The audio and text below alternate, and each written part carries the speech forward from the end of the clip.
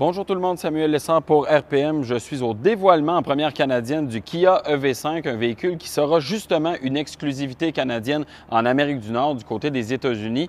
On n'a pas choisi, du moins pour l'instant, d'importer ce véhicule-là, un véhicule qui sera de l'année modèle 2027 sur notre marché, qui arrivera quelque part au cours de l'année 2026. On nous dit du côté de chez Kia au début de l'année 2026, donc dans environ un peu plus d'un an. En matière de design, vous ne serez pas surpris de voir que ce véhicule-là partage beaucoup d'éléments avec d'autres produits comme le Kia EV9 par exemple, notamment au niveau du design des phares à l'avant, des lignes qui sont vraiment très tranchantes, très pointues. Et on reconnaît aussi à l'avant le nez de tigre, très cher à la marque depuis déjà plusieurs années. Sur le côté, remarquez, l'élément principal, je trouve, c'est la ceinture de fenestration qui monte vers l'arrière, un peu à la manière du Kia EV9. Et sur le côté aussi, remarquez les jantes ici de 19 pouces, dont le design est partagé avec celui de l'EV9. On va avoir un choix également de roues de 18 ou de 20 pouces selon les différentes versions.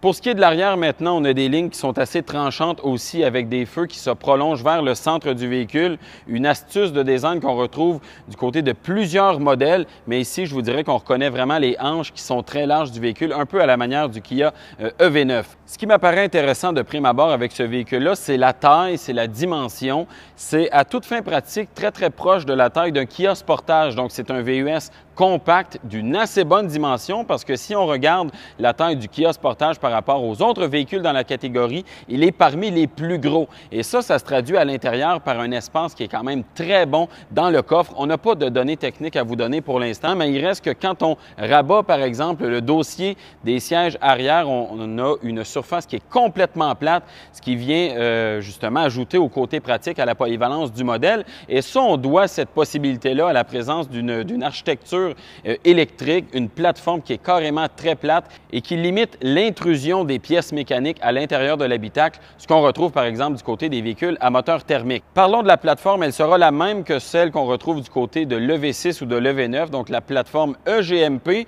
a une différence, c'est qu'on n'aura pas de batterie à 800 volts sous la carrosserie du véhicule, ce sera une batterie à 400 volts pour la simple raison que le constructeur veut maintenir un prix quand même assez attrayant pour essayer d'offrir un produit qui va être intéressant. Et on sait ce que ça fait quand on a un produit avec un prix attrayant. Parlez-en aux gens du côté de chez Chevrolet, par exemple, avec l'Equinox qui est arrivé sur le marché avec un format similaire, peut-être un peu plus bas, mais qui offrait un prix quand même très agressif. Et ça a fait un véhicule qui était très populaire immédiatement sur le marché. Et c'est un peu, à mon avis, ce que Kia veut faire avec le EV5. Port de recharge qui se trouve du côté passager. Et notez que le port qui sera installé, ce sera le port NACS, celui qui a été rendu populaire par Tesla. C'est un port que tout le monde adopte actuellement, mais on va le retrouver sur ce véhicule-là. Ça va donc permettre au véhicule de se recharger sur les bornes Supercharger de Tesla. Ça permet donc d'augmenter d'environ 60 % l'offre de bornes de recharge du côté canadien en ayant ce port de recharge.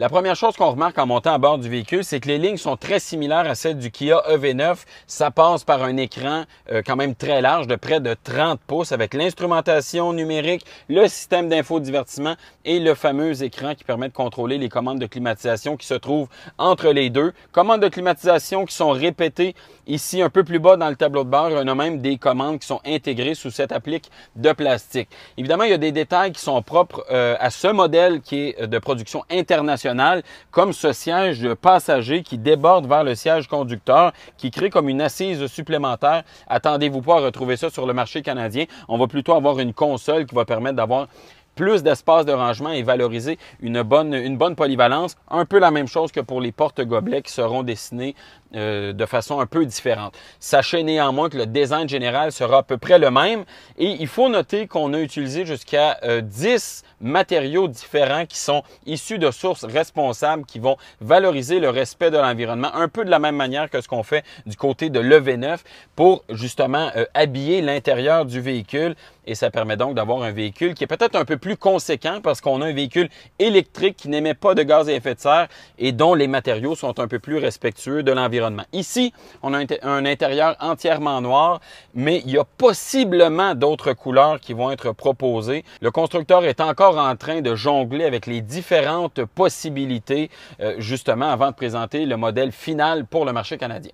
Vous comprendrez donc qu'il y a encore plusieurs fils à attacher avant d'avoir l'heure juste sur les différentes options, les différentes couleurs proposées, mais aussi ce qu'on va avoir du côté mécanique. On sait néanmoins qu'il y aura deux batteries de disponibles, une première à un peu plus de 60 kWh et une deuxième à 81,4 kWh. Donc, plusieurs choix d'autonomie. On ne sait pas encore quelles versions vont être proposées, mais on sait qu'on va pouvoir avoir un rouage à traction et un rouage intégral, vraisemblablement avec les deux batteries pour donner un peu plus de choix aux consommateurs. On n'a pas d'idée non plus de la capacité de recharge rapide ni de l'autonomie du véhicule. Ce sont des détails qui devront être confirmés un peu plus tard quand on s'approchera du lancement du produit. Si vous voulez davantage de détails sur le véhicule, je vous invite à visiter rpmweb.ca.